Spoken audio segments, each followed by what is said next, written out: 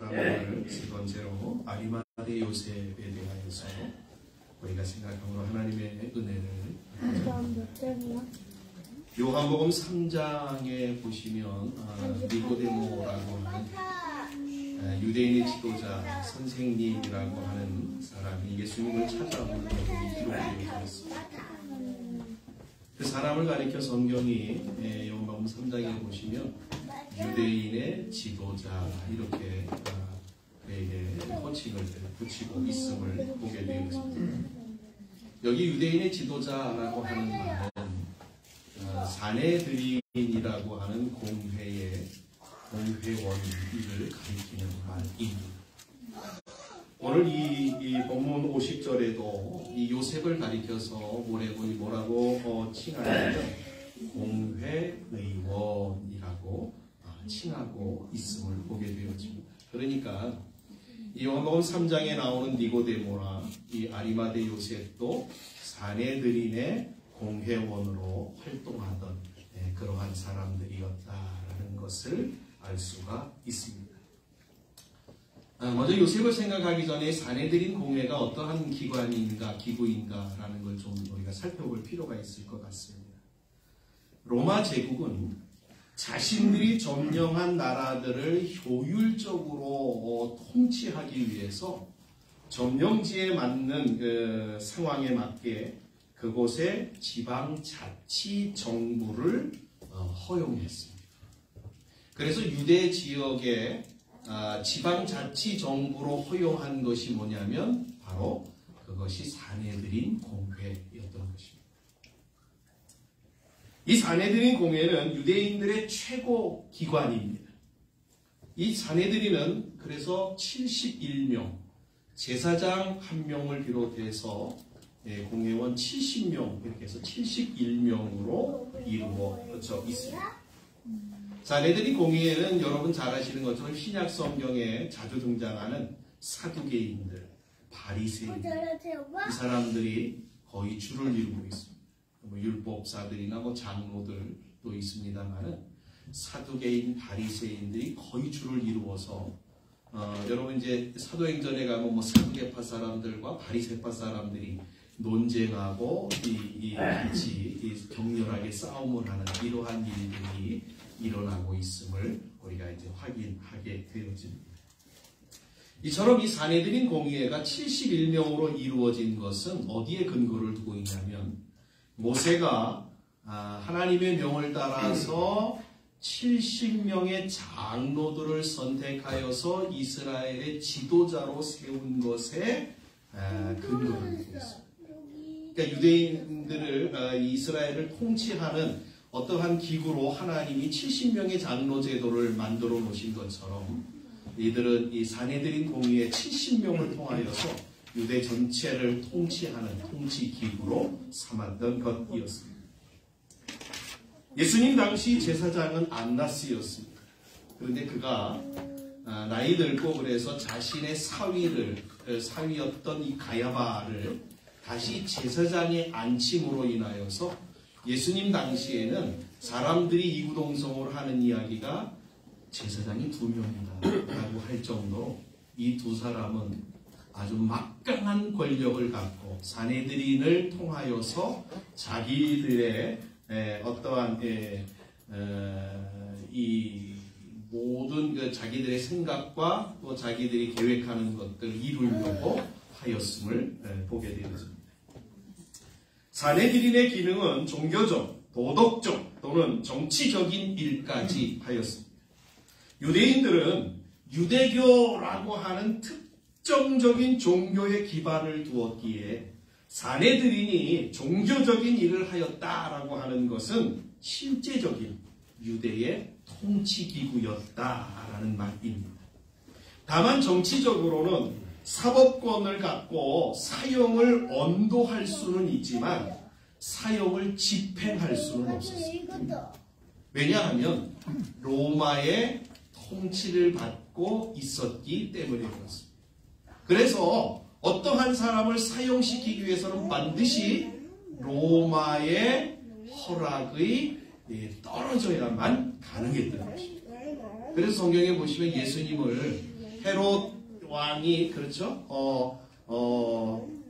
진문을 하고 재판을 해서 사형을 언도하였지만 자기들이 사형을 집행할 수 있는 권한이 없기에 누구에게 갔냐면 빌라도를 찾아가서 빌라도에게 다시 재판을 받는 그러한 일들이 일어나고 있는 것입니다. 물론 사내들인이 중앙인 예루살렘에만 있던 것은 아니었습니다. 큰 도시에도 이 사내들인 공회가 있어서, 그러니까 예루살렘에는 아주 큰 대사내들인이라고 얘기한다면 도시들에는 소사내들인이라고 하는 공회를 갖고 있고, 거기에는 23명의 구성원들로 지방법원, 오늘로 얘기하면 지방법원과 같은 역할들을 감당하였습니다.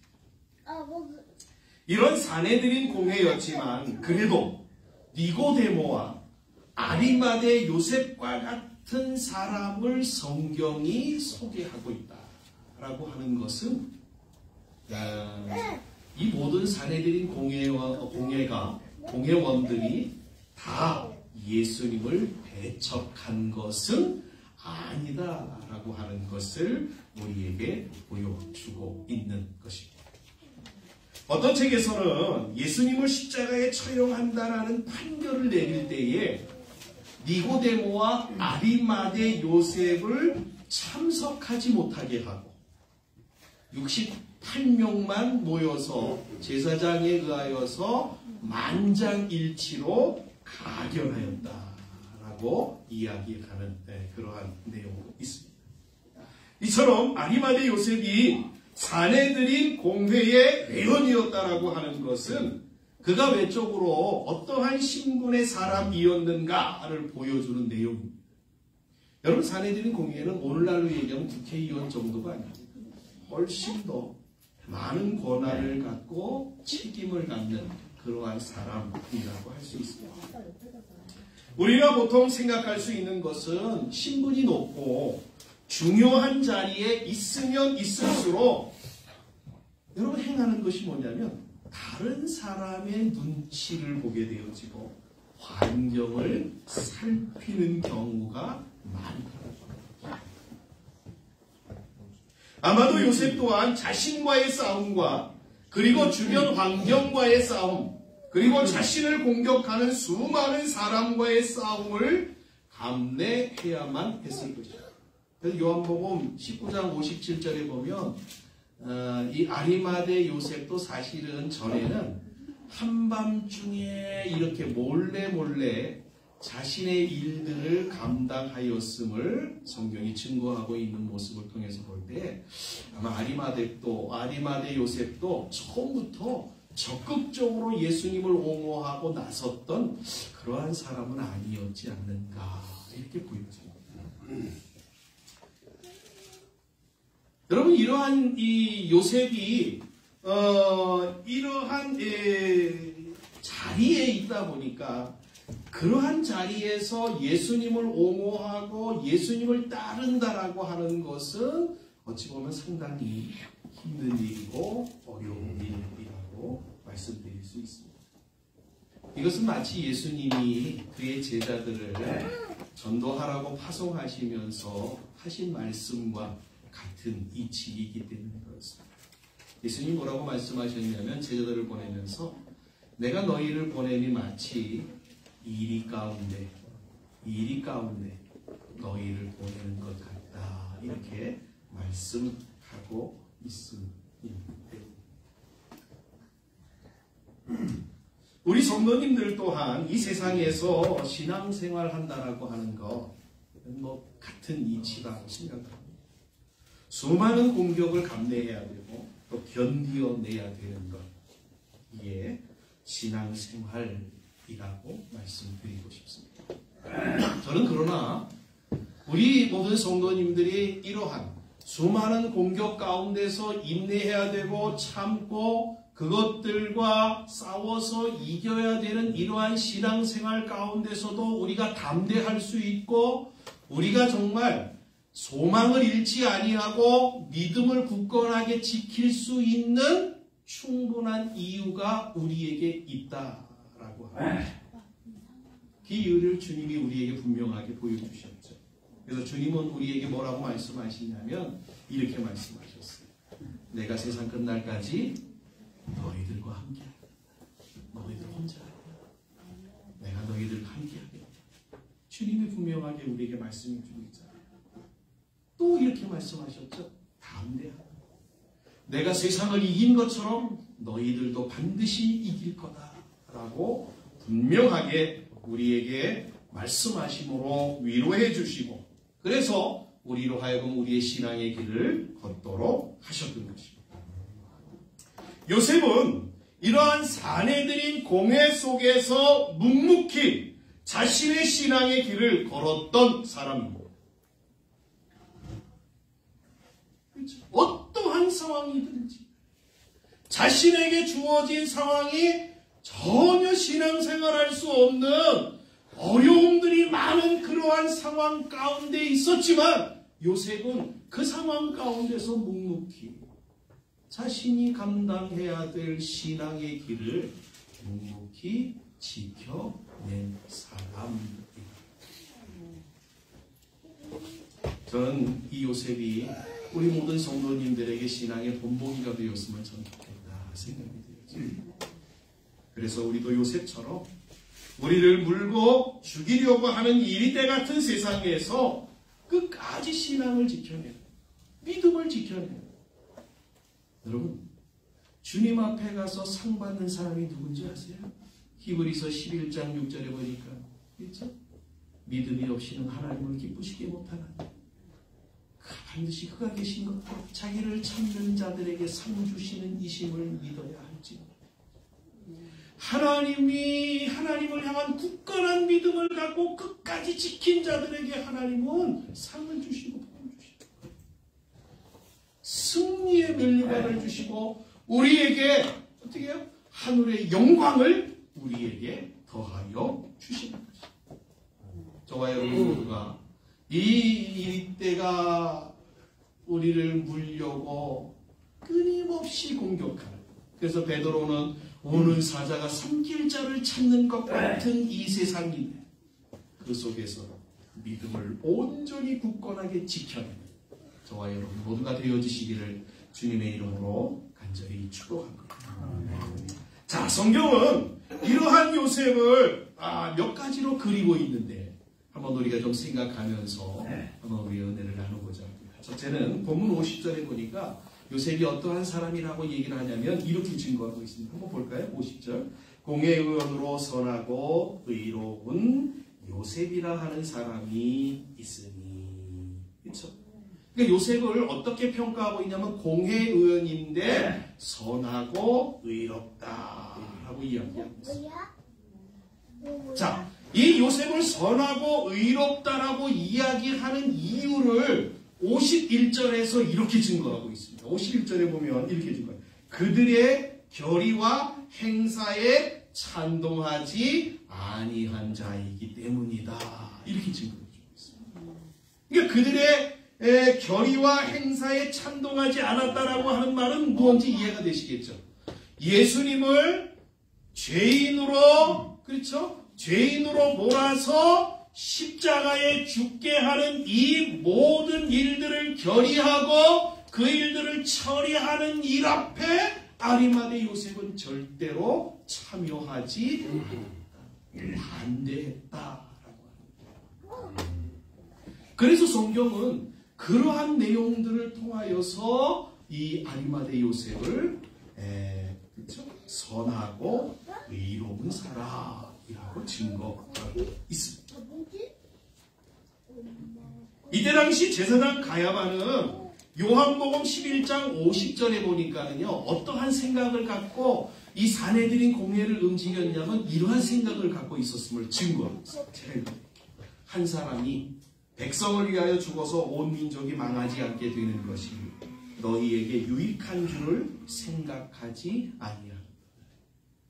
야, 예수라고 하는 사람이 나타나서 지금 세상을 어지럽히고 나라를 지금 곤란하게 만들고 있는데 예수만 없어지면 나라가 잠잠해지고 조용해지지 않느냐? 그러니까 우리 예수 없애는 게 당연하지 않느냐? 이게 이때 당시 제사장 가야바가 갖고 있었던 생각이고 사내들인 공회원들을 설득했던 이유였던 것이었어요. 그럼에도 불구하고 요셉은 그들의 결정과 행사에 반대표를 던진 사람이기에 성경은 그를 선하고 의롭다라고 이야기하고 있다라고 하고 여기 선하다라고 하는 말을 좀 잘 생각해 주셨으면 좋겠어요. 선하다라고 하는 말은 좋은 땅, 좋은 인품을 가리킬 때 쓰는 말이에요. 그러니까 이 선하다라고 하는 말은 존경할 만한 좋은 자질을 갖고 있는 사람이라는 거예요. 또한 의롭다라고 하는 말은 47절에 보니까 백부장이 예수님이 십자가에서 운명하시는 것을 보고 뭐라고 말하고 있냐면 저분은 의로운 분이다 라고 하는 이러한 고백을 하지 않습니까?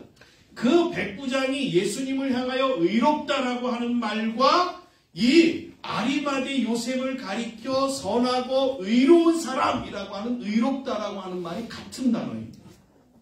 그러니까 이 의롭다라고 하는 말은 율법과 규례에 전혀 흠이 없는, 흠잡을 것이 없는 그러한 사람이다라는 말인 것입니다.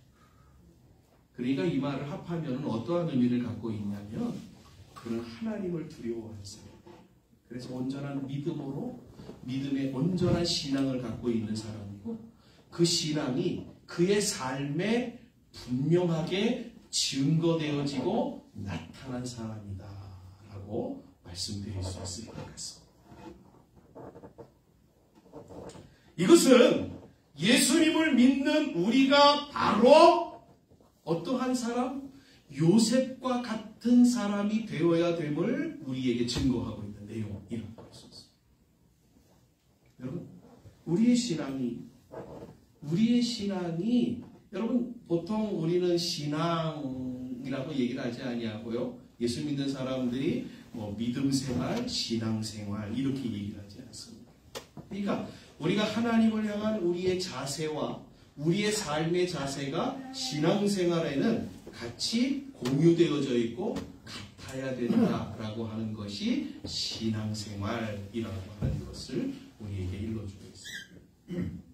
물론 하나님 앞에 특별한 사명이나 부르심이 있습니다만 성도들에게 주어진 보편적인 사명은 바로 우리의 자리에서 그것이 어떤 자리이든지 간에 거기에서 하나님의 자녀로서 하나님을 믿는 사람으로서의 삶을 살아가는 것 그것이 바로 그렇죠? 성도에게 주어진 사명입니다. 여러분 특별한 사명 따라가시지 마세요. 특별한 사명만 중요한 게 아니에요. 하나님이 우리에게 성도로서의 삶을 살라고 명하신 그 사명이 가장 성도에게 중요합니다. 나중에 또 이야기하겠습니다만 아무리 특별한 사명을 잘 감당했어도 성도로서의 매일매일 그 주어진 삶을 살아가지 못하면 그건 잘못된 거, 바르지 못합니다.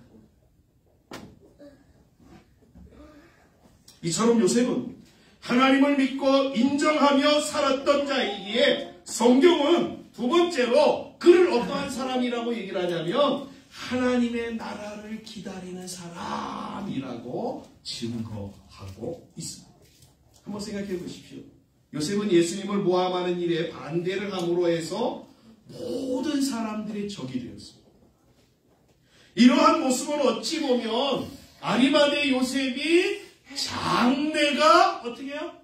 불투명할 수밖에 없는 장래가 보장받을 수 있는 일이 전혀 없는 그러한 상황이 되었다라고 말씀드릴 수 있습니다. 그러나 요셉은 예수 한 분 얻기 위하여 예수님 하나 얻기 위하여 자신에 있는 모든 것들을 잃는 것을 두려워하지 않았던 사람이었습니다. 바울도 그런 사람이지 않습니까? 바울, 아시죠? 바울. 그래서 그는 이렇게 고백하고 있습니다. 빌립보서 3장 7절 이하에 바울이 이렇게 고백합니다. 그러나 무엇이든지 내게 유익하던 것을 내가 그리스도를 위하여 다 해로 여길 뿐더러 또한 모든 것을 해로 여김은 내 주 그리스도 예수를 아는 지식이 가장 고상하기 때문이다. 내가 그를 위하여 모든 것을 잃어버리고 배설물로 여김은 그리스도를 얻고 그 안에서 발견되려 함이니라 라고 증거하고 있습니다. 저는 이러한 사람들이 하나님을 기다리는 사람, 하나님 나라를 기다리는 사람이라고 생각합니다. 세상에서 천년 만년 살 것처럼 살면서 하나님 나라를 기다릴 수 없습니다.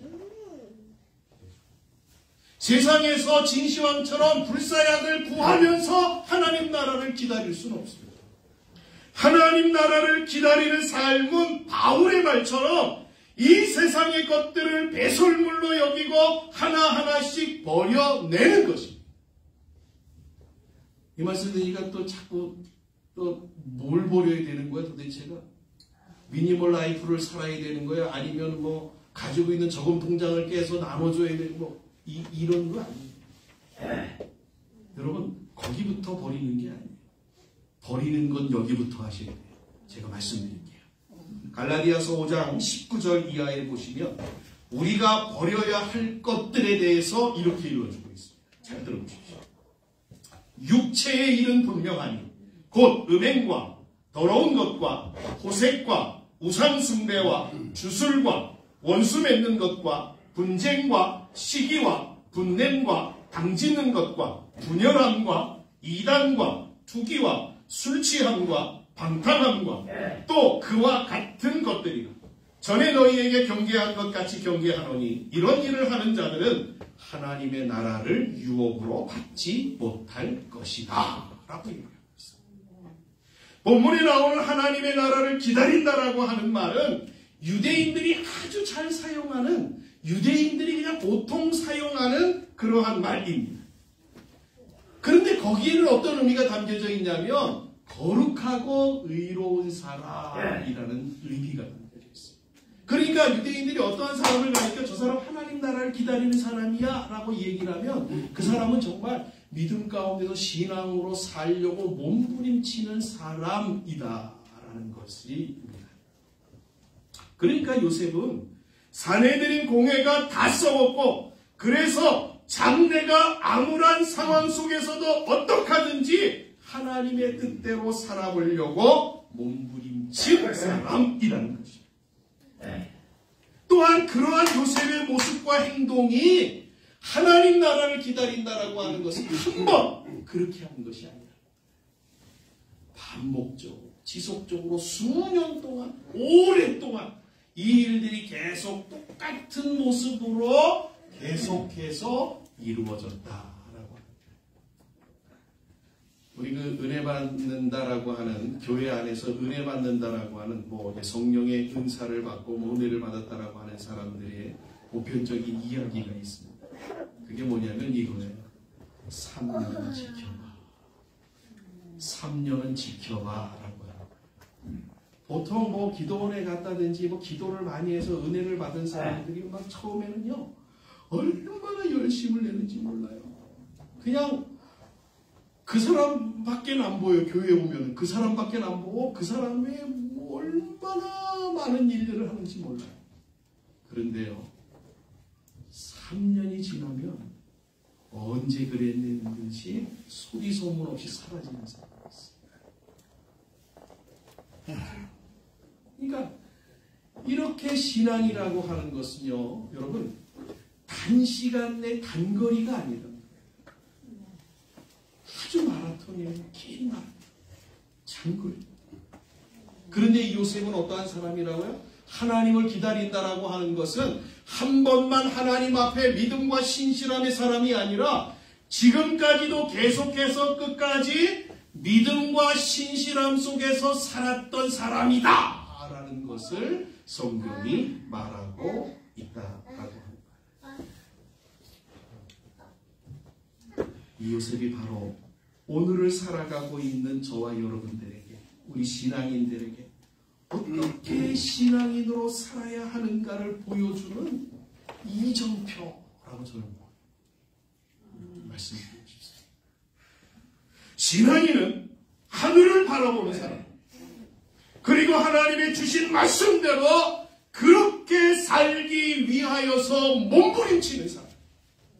여러분, 하나님 말씀대로 사는 것이 세상의 이치로 보고 자신의 지식으로 보고 자신의 어떠한 주어진 모든 어떤 삶의 내용이나 이러한 것들을 통해서 볼 때는 미련하고 어리석은 것일 수 있어요.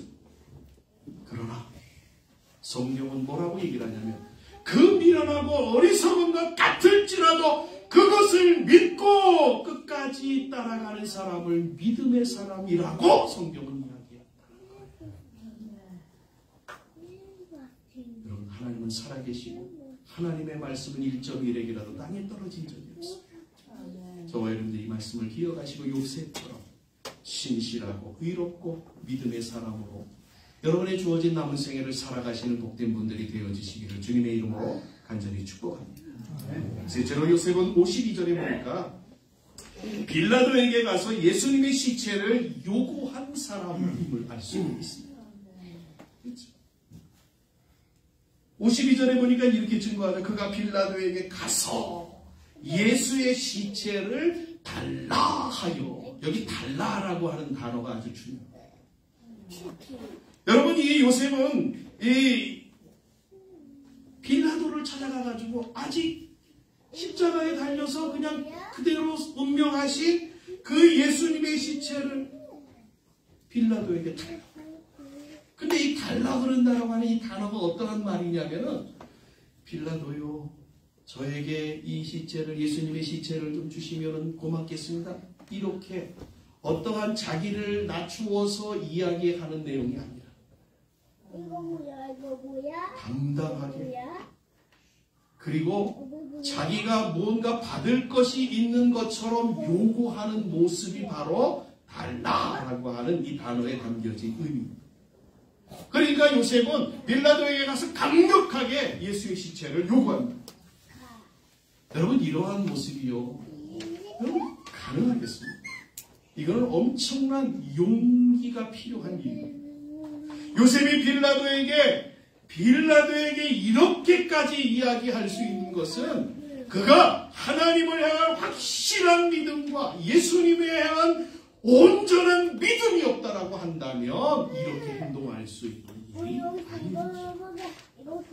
한번 생각해 보십시오. 예수님과 더불어 3년 동안 동고동락하던 11 제자들은 겟세마네 동산에서 예수님이 잡히실 때에 그들 또한 잡힐까봐 두려워서 모두 도망가 버립니다. 한 사람도 안 남았어요. 그런 상황에서 요셉은 빌라도를 찾아가 예수님의 시신을 요구하고 있는 겁니다. 사실 요셉 또한 다른 제자들처럼 예수님을 따르는데 얼마나 어떻게 해요? 두렵지 않겠습니까? 무섭지 않겠습니까? 자기의 장래가 자기의 목숨이 달려있는 일인데 어찌 그가 담대하게 이 일들을 감당할 수 있었겠어요? 이게 뭘 넘어졌어, 준아. 그럼에도 불구하고 그는 자신의 생명보다도 예수님의 시신을 거두는 것을 더 귀하게 여기고 그 일을 감당했던 것이었습니다. 빌라도는 사람을 장례하지 아니하였던 새 무덤에 예수님의 시신을 안장하고 세마포를 가지고 와서 예수님의 장례를 준비하였습니다. 여러분, 이 아리마대 요셉이 예수님을 세마포로 싸서 장례를 치른다라고 하는 것은 어떠한 의미를 갖고 있냐면 부유한 사람의 장례식이다라고 하는 것을 그냥 유대인들은 다 아는 그러한 이야기인 것입니다. 그렇죠? 그러니까 이 세마포로 예수님을 장례한다라고 해서 야, 어떤 부자가 한 사람 죽었네 라고 생각합니다. 근데 이게 중요한 거예요. 바로 이것은 성경의 말씀의 예언을 응하게 하신 하나님의 일하심이었다. 그래서 이사야서 53장 9절에 보니까 이렇게 증거하고 있습니다. 그는 강포를 행하지 아니하였고 그의 입에 거짓이 없었으나 그의 무덤이 악인들과 함께 있었으며 그가 죽은 후에 부자와 함께 있었도다 라고 말합니다. 또한 이 세마포는 어떠한 의미를 갖고 있냐면 유대인들은요 세마포를 입고 장례를 치르면 그 사람은 반드시 영생한다라고 하는 생각을 갖고 있습니다. 이러한 차원에서 본다면 요셉은 세마포로 예수님을 장례를 치른 것은 그 또한 예수님의 부활을 소망한 사람이었지 않는가 보여지는 것입니다. 예수님의 장례를 위하여 본문 56절에 보시면 갈릴리에서 예수와 함께 온 여자들이 향품과 향유를 준비하고 있음을 우리가 확인하게 되어집니다. 그런데 예수님을 쫓은 여자들만 예수님의 장례를 치르기 위해서 향품과 향유를 준비한 것이 아닙니다. 누가 요한복음 19장에 보니까 또 한 사람이 나오는데 그가 누구냐면 한밤중에 예수님을 찾아왔던 니고데모, 유대인의 지도자였던 니고데모 또한 예수님을 향품과 향유를 준비하여서 예수님의 장례에 동참하고 있다라고 하는 것입니다. 유대인의 장례법에 아주 중요한 내용이 하나가 있는데 그게 뭐냐면 그 장례를 치를 때에 죽은 사람의 가장 친한 사람들이 장례를 치른다고 합니다.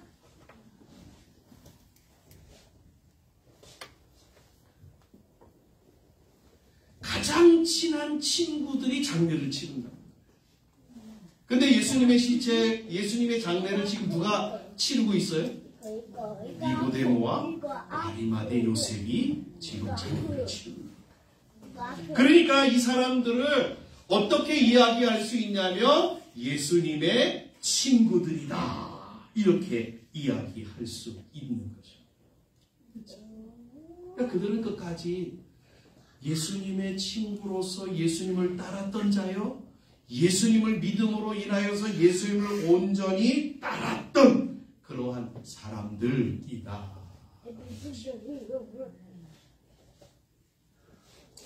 이처럼 요셉은 예수님을 끝까지 돌봐드렸던 사람, 자신이 할 수 있는 모든 것들을 동원해서 여러분 이게 우리에게 이런 것을 우리가 예수 그리스도를 섬기고 믿고 따를 때에 어떠한 모습으로 따라야 됩니까? 우리는 주님을 따르고 주님을 섬길 때 최선으로 주님을 따라야 돼요. 그렇죠? 최선으로 주님을 섬겨요.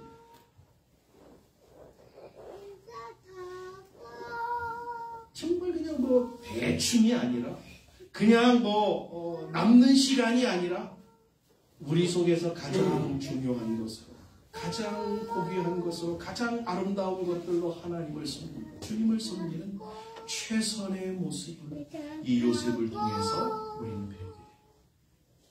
저와 여러분들의 신앙이 이러한 신앙이 되어지시기를 주님의 이름으로 간절히 축복합니다. 하나님은 거지가 아니에요. 여러분 기억하십시오. 하나님은 거지가 아니에요. 우리가 여러분 보통 우리 주일학교 때 뭐라고 어떤 거를 가르치냐면 이런 거 가르쳐요. 아이들에게. 하나님 거지 아니다. 또 헌금 낼 때에 이거 뭐죠? 어디다 투척하는 거, 이거 돌 던지기 하는 것처럼 슛 꼬리 이게 그거 아니에요.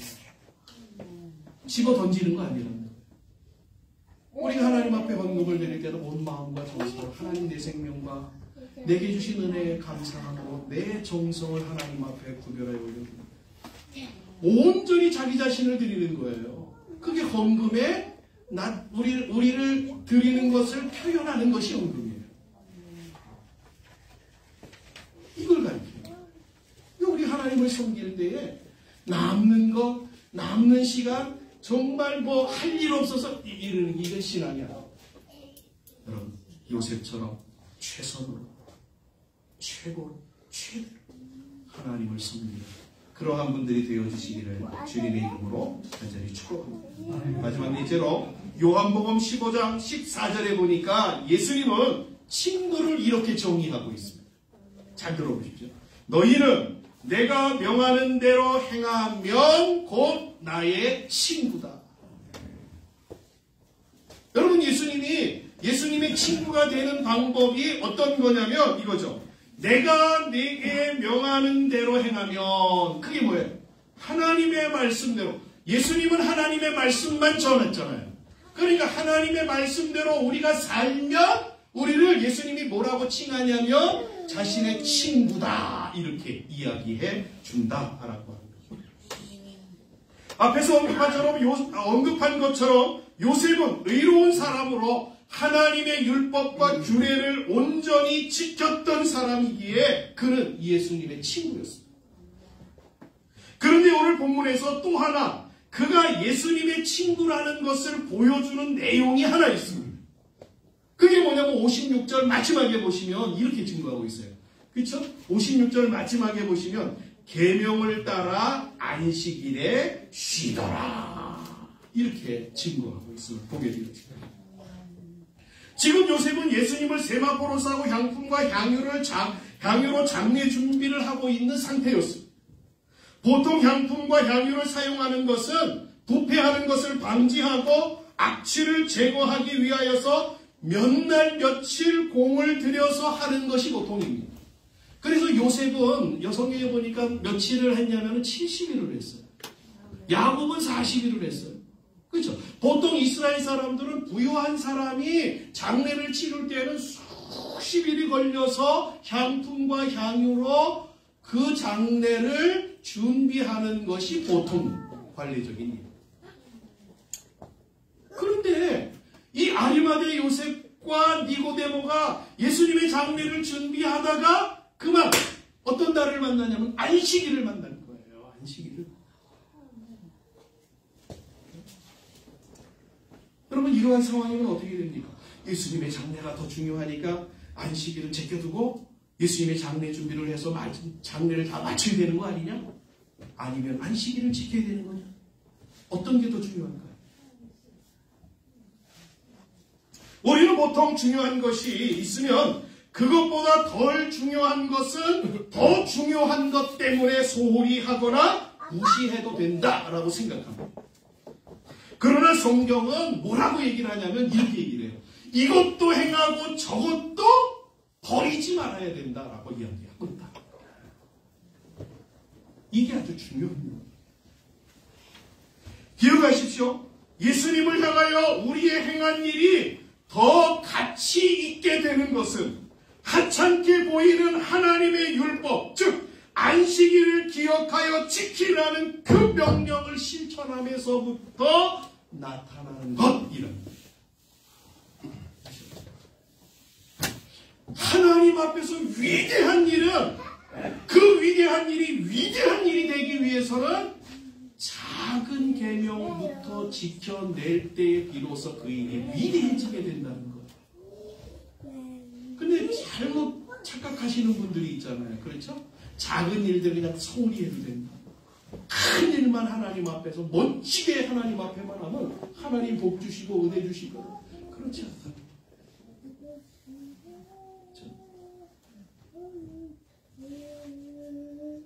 요셉은 바로 가장 나중까지 그리고 최선의 모습으로 예수님을 따른 사람이었지만, 저는 그에게 있어 가장 중요한 것은, 아니 그가 이러한 모든 일들을 행할 수 있었던 원동력은 바로 그의 주어진 삶 속에서 안식일을 지키는 것, 그리고 하나님의 말씀을 따라 매일매일의 삶을 살아가는 것, 그것을 더 소중하게 여겼기 때문이라고 말씀드리고 싶습니다.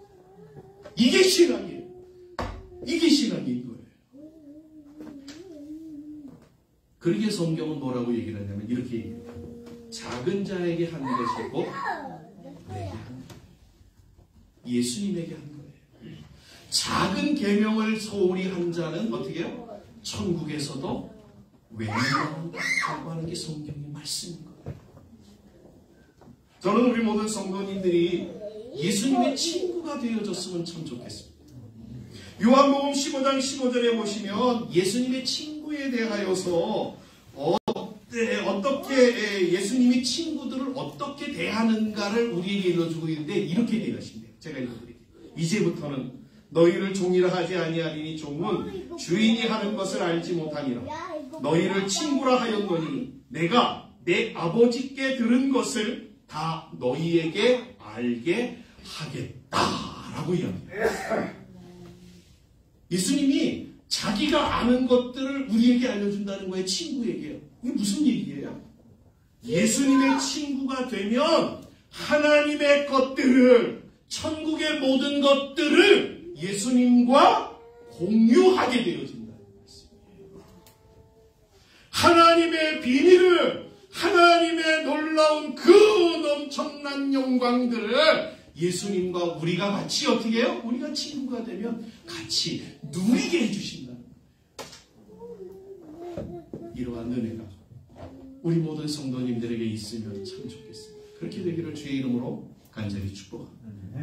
여러분, 이 요셉, 저는 이 요셉이 정말 우리의 신앙의 인들에게 아주 중요한 이정표예요. 저는 생각합니다. 이 요셉처럼 선하고 의로운 사람, 하나님 나라를 기다리는 사람, 그렇죠? 끝까지 예수님을 따르는 사람, 작은 일에도 최선을 다하여서 그것을 매일매일 주어진 삶에서 실천하는 사람, 저와 여러분이 이렇게 살아가시면 예수님의 친구가 되시는 복된 우리 모든 성도님들이 되시기를 주님의 이름으로 간절히 축복합니다. 기도하겠습니다. 하나님 감사합니다. 오늘도 하나님 저희들을 예배 가운데 불러주시고 주의 말씀을 통하여 우리로 하여금 예수님의 친구가 되겠다라고 하는 소망을 갖게 하시니 감사합니다. 이 소망 가운데서 우리는 비록 넘어지고 쓰러지고 또 작심삼일 이러한 시간들이 우리에게 지워지지만 그럼에도 불구하고 끝까지 이 마음 변치 아니하고 우리의 남은 생애 동안에 어떻게 하든지 주님을 따라가며 주의 말씀대로 살려고 몸부림친 저희들이 되어지도록 도와주시옵소서. 그러므로 말미암아 결국에는 예수님의 친구라는 인정을 받고 그 예수님이 우리에게 더하여 주시는 하나님이 예수님에게 주셨던 그 모든 것들을 우리 또한 예수님과 함께 누리는 복이 우리 가운데 있도록 도와주시옵소서. 감사하며 예수님의 이름으로 기도하옵나이다. 아멘. 아멘. 우리 찬송가 38장 우리 1절만 찬양하겠습니다.